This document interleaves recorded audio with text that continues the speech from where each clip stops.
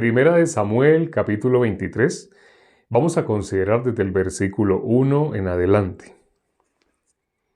Y dieron aviso a David diciendo: He aquí que los filisteos combaten en Keila y roban las ceras.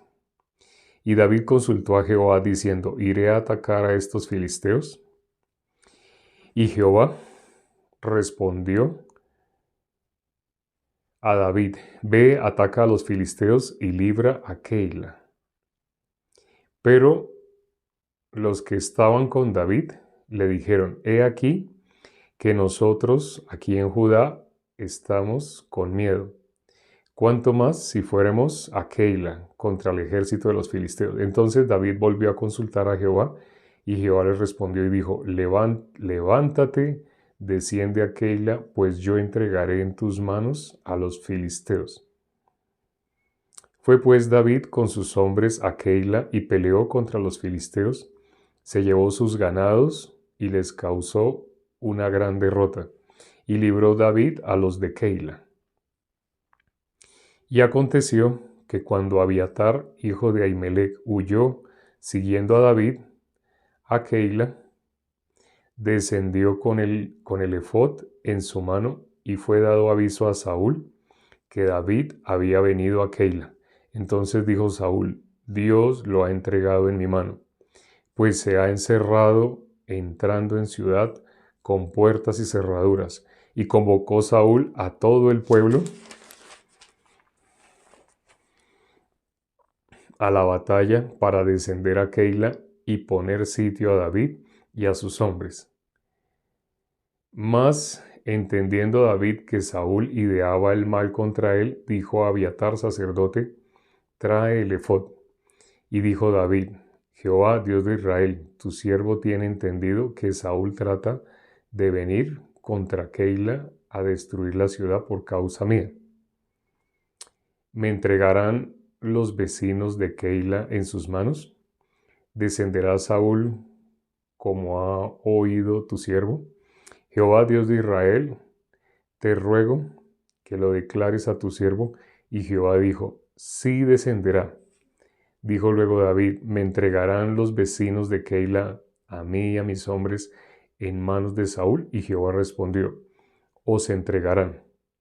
David entonces se levantó con sus hombres, que eran como 600, y salieron de Keila y anduvieron de un lugar a otro, y vino a Saúl la nueva de que David se había escapado de Keila y desistió de salir.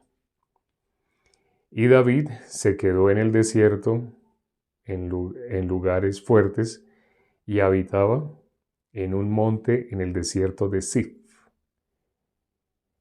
Y lo buscaba Saúl todos los días, pero Dios no lo entregó en sus manos. Viendo pues David que Saúl había salido en busca de su vida, se estuvo en Ores, en el desierto de Ziph. Entonces se levantó Jonatán, hijo de Saúl, y vino a David a Ores, y fortaleció su mano en Dios. Y le dijo: No temas, pues no te hallará la mano de Saúl mi padre, y tú reinarás sobre Israel, y yo seré segundo después de ti, y aún Saúl mi padre así lo sabe. Y ambos hicieron pacto delante de Jehová, y David se quedó en Ores, y Jonatán se volvió a su casa. Después subieron los de Ziph para decirle a Saúl en Gaba: ¿No está David escondido en nuestra tierra en las peñas de Ores, en el collado de Aquila, que está al sur del desierto? Por tanto, rey, desciende pronto ahora conforme a tu deseo, y nosotros lo entregaremos en la mano del rey. Y Saúl dijo: Benditos seáis vosotros de Jehová, que habéis tenido compasión de mí. Id pues ahora, aseguraos mas conoced y ved el lugar de su escondite, y quien lo haya visto allí. Porque se me ha dicho que él es astuto en gran manera.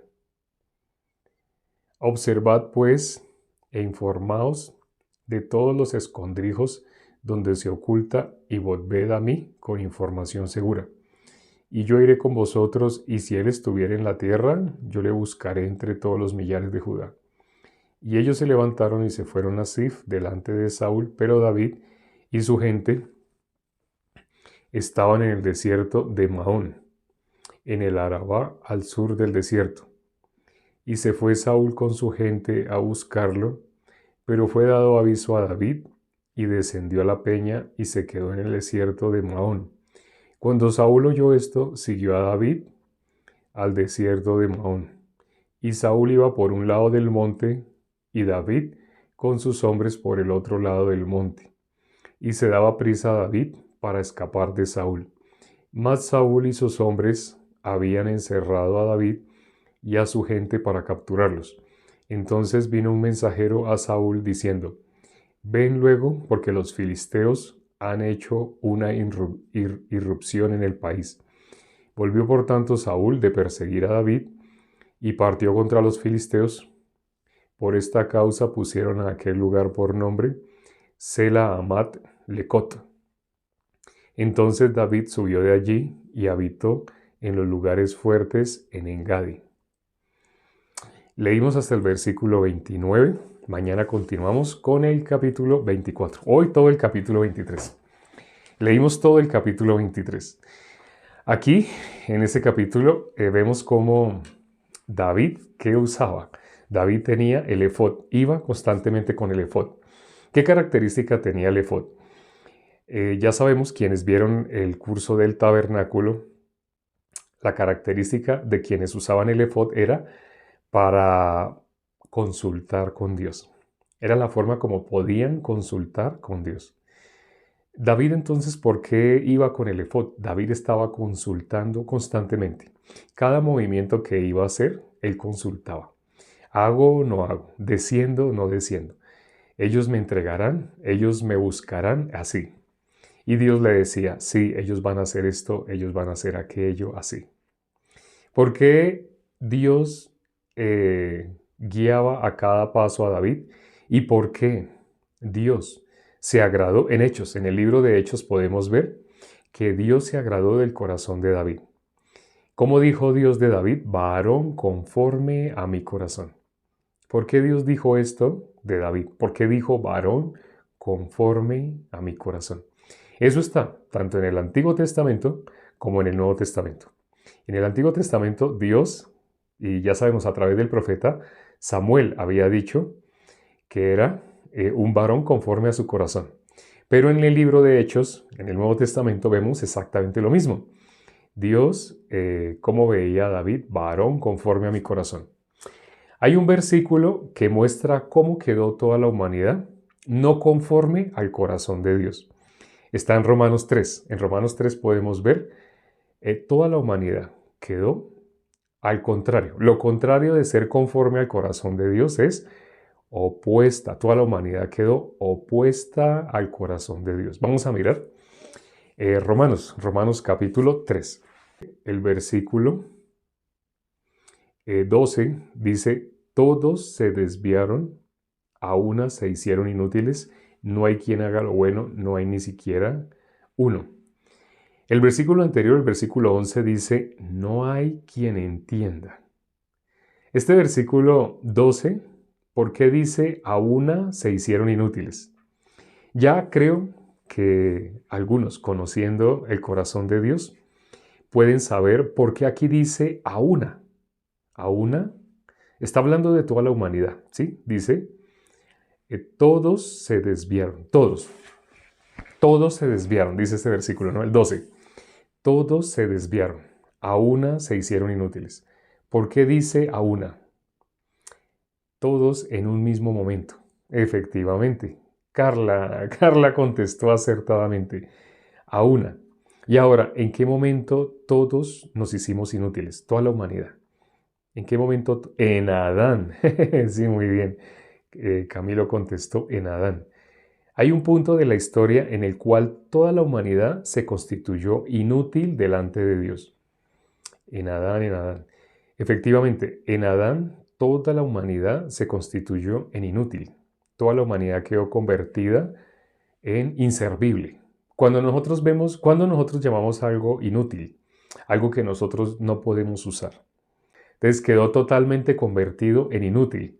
Cuando leemos este versículo que está en Romanos 3, versículo 12, dice que todos, ¿cómo lo dice? Vamos a leerlo textualmente como dice.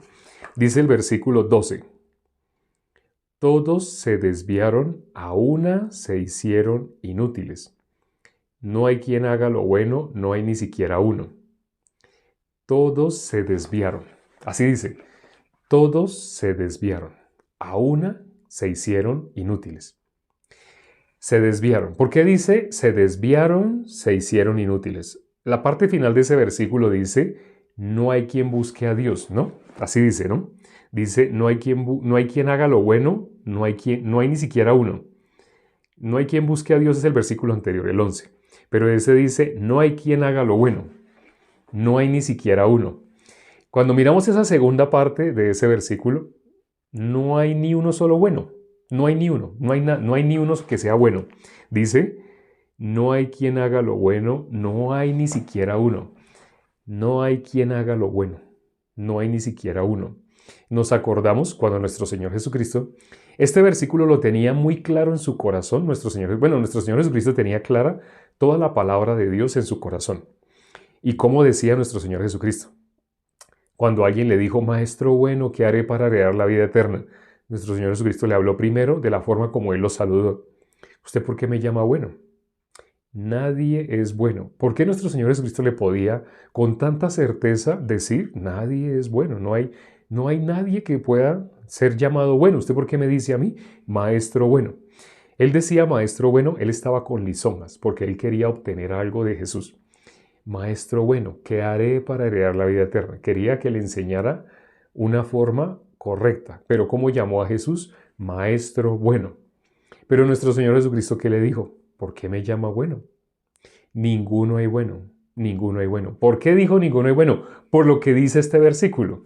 Este versículo dice, la parte final del versículo 12 de Romanos 3. Estamos hablando de Romanos capítulo 3, versículo 12. Dice, no hay quien haga lo bueno. La parte final está dividido en dos partes. La parte final dice, no hay quien haga lo bueno, no hay ni siquiera uno. Pero la parte inicial, ¿por qué dice que no hay ni siquiera uno? Porque en la parte inicial de este versículo dice en qué momento el ser humano se convirtió en inútil para Dios. Todos se desviaron, todos se desviaron. A una se hicieron inútiles. Así dice, ¿no? Todos se desviaron, toda la humanidad se desvió. A una se hicieron inútiles. Cuando ustedes piensan en esta primera parte, bueno, vamos a mirar quién tiene su corazón más conectado con el corazón de Dios. Esta primera parte que dice, todos se desviaron. ¿Qué versículo les recuerda? ¿Quién puede descubrir un versículo que les recuerde esto que dice, todos se desviaron? A una se hicieron inútiles. ¿Hay un versículo que ustedes recuerden? Todos se desviaron. Isaías 53, 6. Excelente, Juan. Excelente. Todos se desviaron. ¿Por qué dice todos se desviaron? ¿Qué dice Isaías 53, 6? Dice que todos nos descarriamos como ovejas. Cada cual se apartó por su camino. Todos se desviaron es lo mismo que todos se descarriaron. Desviarse. Hay un camino, un único camino, un verdadero camino. Pero toda la humanidad se salió de ese camino. Ese es el verdadero camino. El camino que va hacia dónde? A la vida, hacia Dios. Dios, nuestro Señor Jesucristo, representan la vida, son la vida. Jesús dijo, yo soy la vida. Pero dice, todos se desviaron, a una se hicieron inútiles, el versículo 12 de Romanos 3. ¿Y cómo lo dice Isaías 53, 6? Todos nos descarriamos como ovejas, cada cual se apartó por su camino. Si solo hay un camino, ¿por qué camino cogió toda la humanidad? Cualquier otro aparente camino. No es camino, solo hay un verdadero camino, pero todos se desviaron. ¿De dónde nos desviamos? Del verdadero camino, todos. Esto que acabamos de ver en este versículo es el secreto para que alguien pueda recibir la salvación. Hoy, inevitablemente, por haber nombrado estos dos versículos, Isaías 53, 6 y Romanos capítulo 3, versículo 12, estos dos versículos, por haberlos nombrado, inevitablemente vamos a tener que explicar cómo alguien puede volver al camino. Ya que todos se desviaron en Adán, toda la humanidad se desvió en Adán. Lo confirma Romanos capítulo 5, versículo 12. Por un hombre entró el pecado al mundo, por lo tanto la muerte pasó a todos los hombres. Así dice, la muerte pasó a todos los hombres. Por eso dice, todos nos convertimos en inútiles. En un momento nos convertimos en inútiles. El contraste con esto de convertirse en inútil es lo que pasó con David. Es el contraste, lo que genera como cambio, un cambio brusco, opuesto. Porque Dios, viendo a David, tanto en el Antiguo Testamento como en el Nuevo Testamento, dejó plasmado lo mismo. En el Antiguo Testamento, ya sabemos, fue escrito en hebreo. En hebreo, el nombre, Dios le dijo a Moisés 4 letras, Yod, Hei, Bab, Hei. Cuando te pregunten quién te envió, dígale Yod, Hei, Bab, Hei. ¿Sí? ¿Qué significa?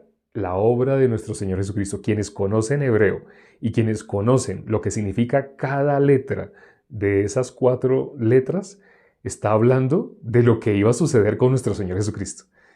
Eso es lo que Dios, así se presentó Dios delante de los hombres. Porque Moisés estaba representando a toda la humanidad y le pregunta, ¿y si me dicen quién me envió, yo qué digo? ¿Sí? Entonces él llegó y nombró. Lo que nombró Dios es lo que íbamos a ver en el Nuevo Testamento. Lo que iba a ser nuestro Señor Jesucristo. Eso es lo que nombró. Por eso dijo, dígale así, que nosotros en nuestra Biblia, para poderlo entender, decimos Jehová. ¿Sí? Pero también para poder entender sobre el nombre del unigénito, nosotros decimos Jesús. Pero en otros países no dicen Jesús. Entonces no es tanto la palabra Jesús, no es tanto la palabra Jehová, sino lo que significa.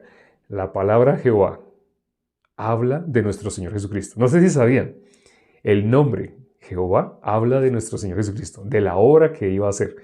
Ya que toda la humanidad se desvió y que en un momento se hizo inútil, entonces es necesario restaurar.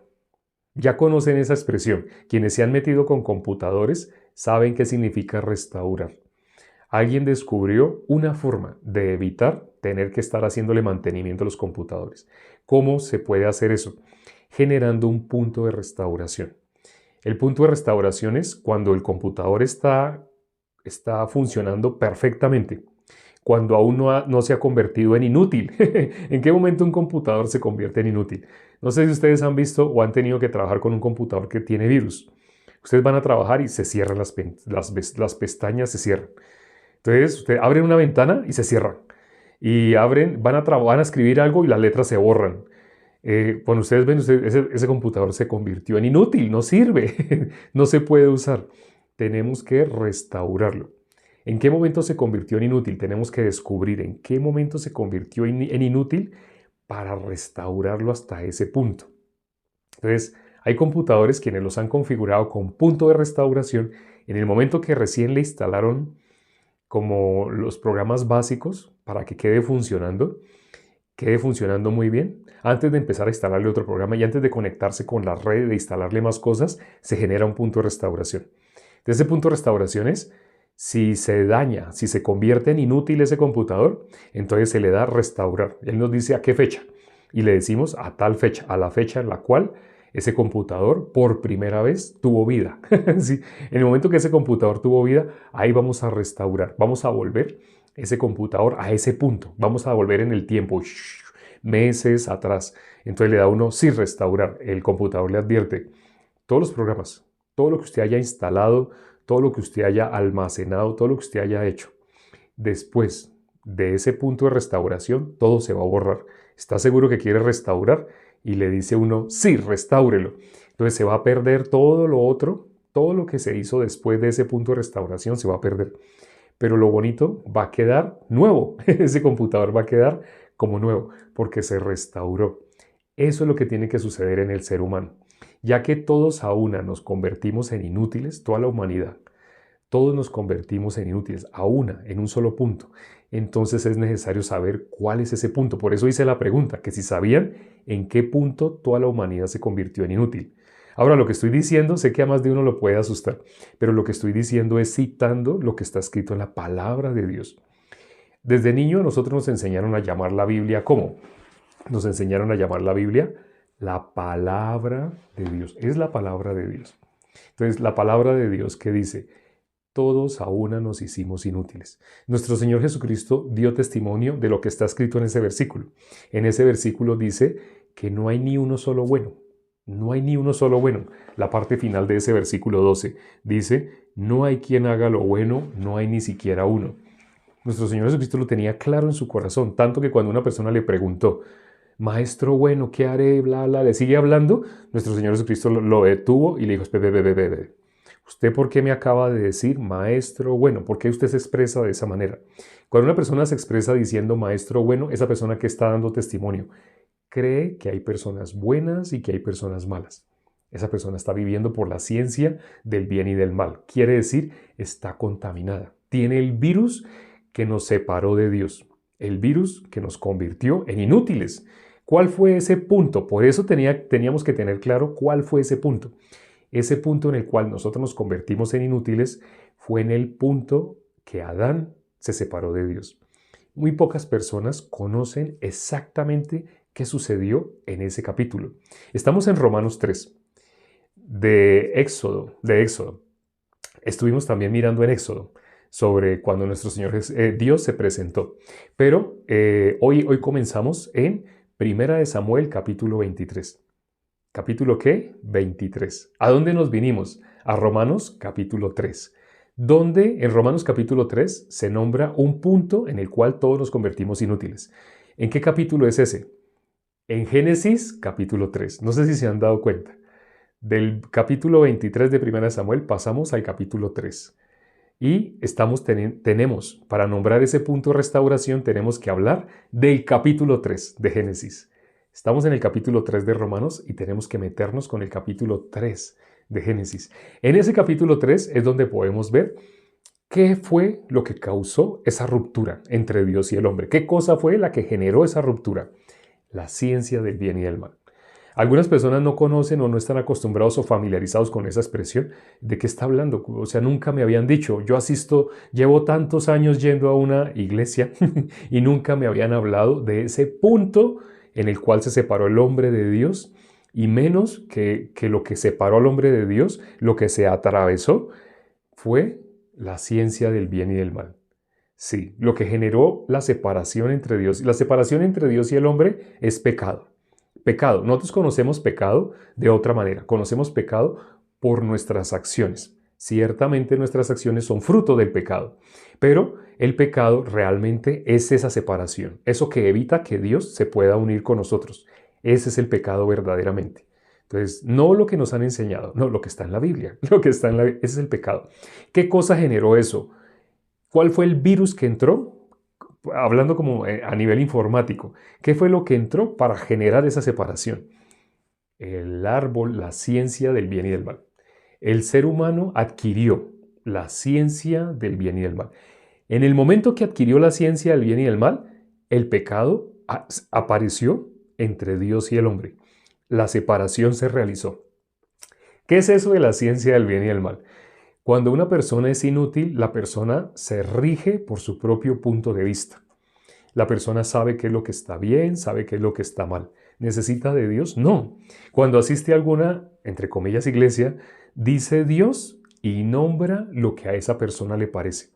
Yo creo que Dios le dice uno a la persona, ¿usted es pecador? Claro, yo soy, claro, ¿quién no? Todos somos pecadores. Pero usted cuando muera va al cielo o va al infierno. Ay, no, yo creo que Dios me va a llevar con él. Pero usted me está diciendo que usted es pecador. Sí, pero es que Dios conoce, Dios se da cuenta que yo le amo, que yo con todo mi corazón le deseo y empieza a hablar un poco de cosas que no tienen nada que ver con la palabra de Dios, sino solo lo que sale de la persona. Su punto de vista, su parecer, lo que cree que hace que él sea hijo de Dios. Y uno le dice a la persona, pero es que según lo que usted me está nombrando, está atestiguando que usted realmente no es hijo de Dios, conforme a la Biblia. No, conforme a su punto de vista ya lo tengo claro. Conforme al punto de vista de todo aquel que se rige por la ciencia del bien y del mal, ya es hijo de Dios. Le preguntamos a la mayoría de las personas, ¿usted es pecador? Claro. Pero una pregunta, ¿usted es hijo de Dios o el diablo? Uy, por supuesto que soy hijo de Dios. Pero, algo está mal, porque cuando uso la Biblia como juez, la Biblia que me muestre qué es lo que es verdadero y qué es lo que es falso, cuando no uso la ciencia del bien y del mal, sino uso la palabra de Dios, puedo darme cuenta, una persona no puede ser pecadora y a la vez decir que es hijo de Dios. Es una locura, bíblicamente. Delante de la ciencia del bien y del mal, no, sí, pues yo creo porque Dios es amor y todos somos hijos de Dios y como Dios es amor, entonces cuando yo me muera Dios, por supuesto que por supuesto, lógico, claro, que tengo que estar con Dios, voy a ir al cielo.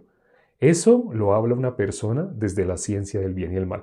Está contaminado con el virus que puso esa separación entre Dios y el hombre. El pecado, ¿cuándo apareció? En el momento que el hombre quiso ser igual a Dios. La ciencia del bien y del mal, por si no lo sabían, es querer ser igual a Dios. Sí, sé que más de uno dirá, no, yo nunca he querido ser igual a Dios. No, yo no, eso sí no, yo no he querido. El solo hecho de que no necesite mirar lo que está escrito en la palabra, no necesite mirar la palabra, sino solamente ya, basta con lo que piensa. Piensa que es hijo de Dios, entonces ya, vive según la religión. No sé cómo te llames, si te llames Jairo, Fabiola, Carolina, como te llames, la religión según San Fabio, la religión según Carolina, la religión así.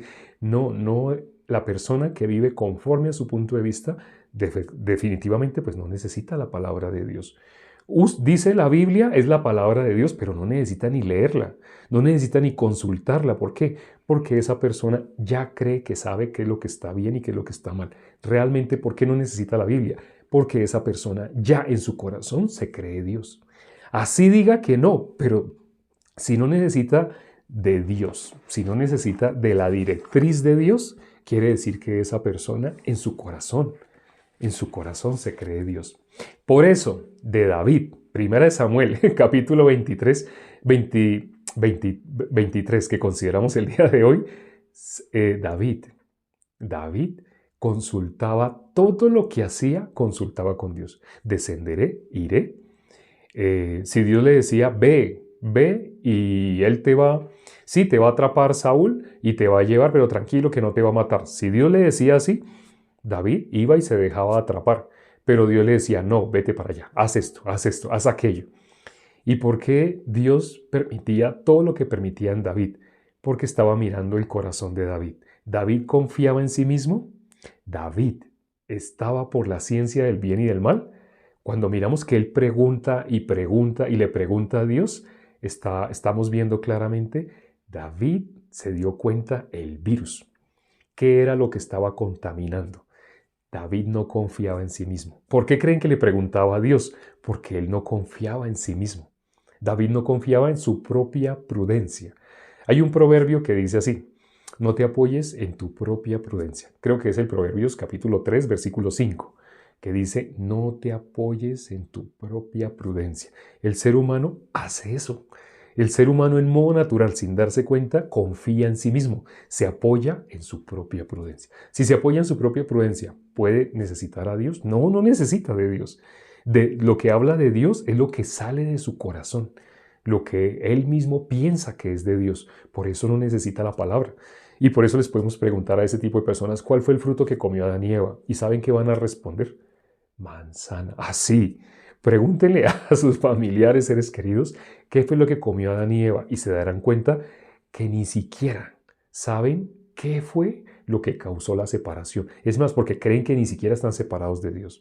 ¿Y por qué creen que no están separados de Dios? Porque tienen muy buenas intenciones, pueden pelear con sus seres queridos, con sus hijos, maltratar a sus hijos, maltratar a su esposo, a su esposa, pueden vivir así una vida. Pero cuando les habla de Dios, ay no, Dios sabe que yo lo amo, Dios sabe que yo quiero estar con Él.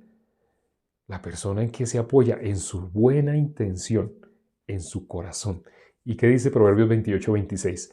El que confía en su corazón es necio. Quédense con este versículo, piensen y mediten en este versículo.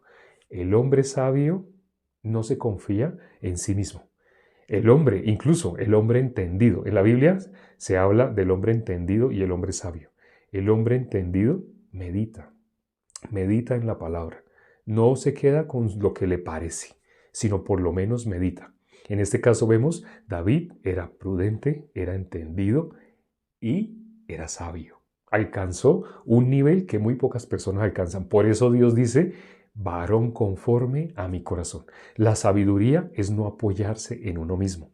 Lo que vimos hoy en el capítulo 23 de Primera de Samuel, David confiaba 100% en Dios. ¿Y David de quién desconfiaba? Para que confiara en Dios y tuviera que preguntarle a Dios, es porque él no se apoyaba en sí mismo, en su propia prudencia. ¿Dios cómo vio? Varón conforme a mi corazón. Se salió del paquete de la inutilidad. ¿Tú quieres? Igualmente, no ser inútil, ¿sí? Tienes que ser como David. Aprende de David. Precisamente estamos mirando Primera de Samuel. Ya llevamos 23 capítulos hasta el día de hoy. Nos quedan todavía más capítulos, ¿sí? Hasta el 31. Y de ahí pasamos a Segunda de Samuel. ¿Quieres conocer exactamente cómo poder ser igual que David? Acompáñanos. Estamos escudriñando el corazón del hombre que fue conforme al corazón de Dios. El hombre que logró salir de ese paquete, salir de ese montón de todos a una se hicieron inútiles. Él logró ser útil en las manos de Dios. Vamos a orar ya para terminar. Padre, gracias por este tiempo que nos permites para considerar tu palabra. Gracias porque nos muestras cómo la confianza en nosotros mismos la aprovecha a aquel a quien tú le dijiste que todos los días se iba a alimentar de polvo. Eso que creemos que es nuestro pensamiento, nosotros fuimos hechos del polvo. Y eso que creemos que es nuestro pensamiento, eso es lo que usa el que quiere tenernos separados de Dios.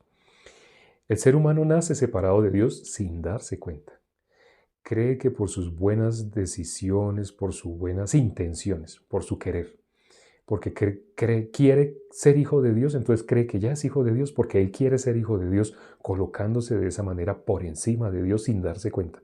Satanás, que es astuto, usa a nosotros mismos, eso que creemos que somos nosotros mismos. Danos a todos los que hoy asistimos, hoy estuvimos aquí compartiendo, permite que todos podamos tener ese mismo corazón de David, un corazón que no se apoya en su propia prudencia, sino que todo lo consulta con Dios. Es decir, para toda pregunta que le surge, busca respuesta en la palabra, no en sí mismo. Hemos orado y te lo hemos pedido en el nombre de nuestro Señor Jesucristo. Amén.